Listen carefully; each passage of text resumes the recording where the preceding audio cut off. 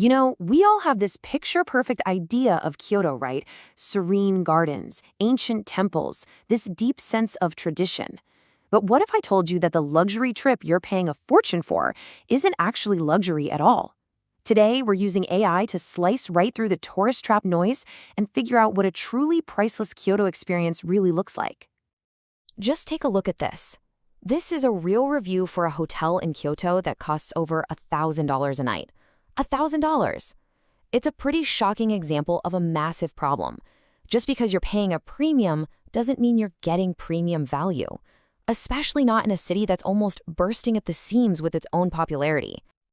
And this gets us to what we're calling the Kyoto paradox. You book a trip expecting tranquility and authenticity, but then you land and you're hit with the reality.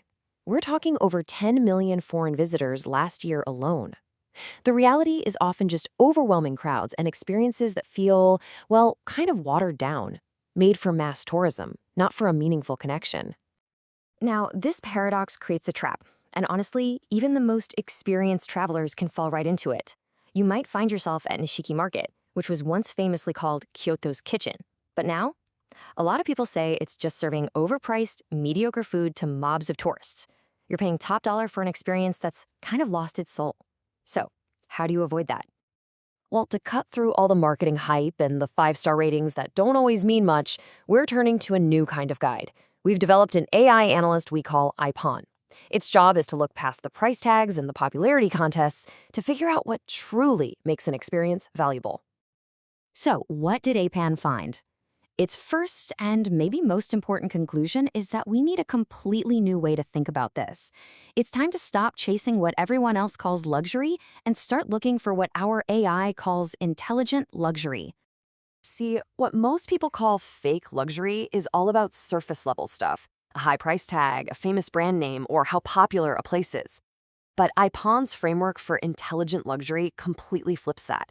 It focuses on 3 powerful new pillars: the value of your time, the depth of your cultural connection, and the absolute uniqueness of your experience.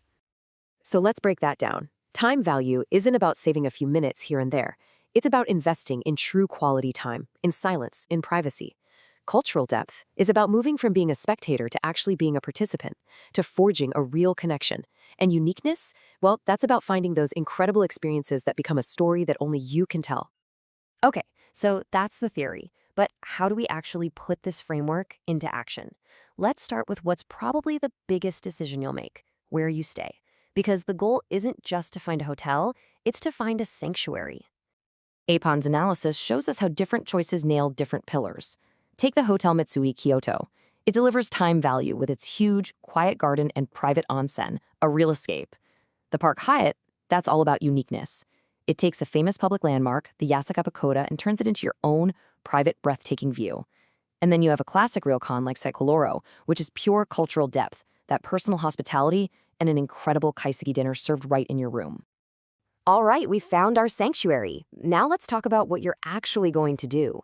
An intelligent luxury trip is defined by experiences that go way beyond the surface to create a genuine, lasting connection. Aipan shows us that experiences exist on a kind of spectrum. A private guide, that's a fantastic start because they give you context you'll never find in a guidebook. But the real value happens when you start moving up the ladder. You could participate in a kintsugi workshop, for example, and learn the Japanese philosophy of finding beauty in imperfection. Or you could go for the top tier, getting access to something truly, truly exclusive. And here it is. This is the absolute peak of time value and uniqueness. Just imagine it, walking through the sacred halls of Kiyomizu-dera Temple, not shoulder to shoulder with thousands of tourists, but alone, guided by a monk as the sun comes up. You are trading the noise and chaos of the crowd for sacred silence. That is an experience that can't just be bought. It has to be earned. Now for the final piece of our intelligent trip, dining. But here's the twist. We're not just chasing Michelin stars. We're looking for a meal that's also a story, a philosophy you can actually taste. This means we have to shift our whole search, forget the ratings, and start looking for the narrative. We're on the hunt for chefs with a point of view so strong you can feel it in every single bite. At a place called Monk, Chef Yoshihiro Imai lives by this mantra: ego is not edible. His cooking is this beautiful meditation on simplicity, using a wood-fired oven and only the best ingredients from local farms. It's minimalism on a plate. Then there's Sojiki Nakahagashi. This is literally wild to table. The chef goes into the mountains every single morning to forage for ingredients. So the menu isn't just food, it's the taste of the Kyoto landscape on that one specific day.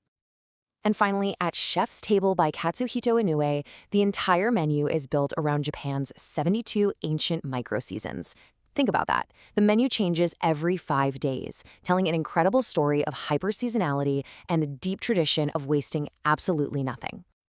So we've got the pillars, we've got the individual pieces. Now let's see how Aipan puts it all together into a 48-hour blueprint for a truly intelligent trip.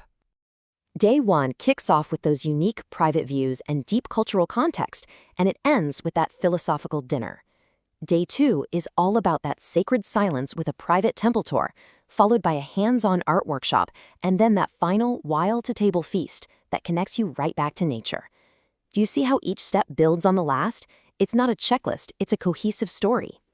And this isn't just an itinerary, it's a strategy. It's a way to unlock a side of Kyoto that 99% of tourists will completely miss out on, all because they're just following the crowds instead of searching for real, meaningful value. So, this leaves us with one final crucial question to think about for any trip you plan from now on. Are you looking for just another expense, a simple transaction for a bed and a meal? Or are you looking for a true investment, an investment in your time, in your knowledge, and in a story that's going to stay with you long, long after you get home? The choice really is yours.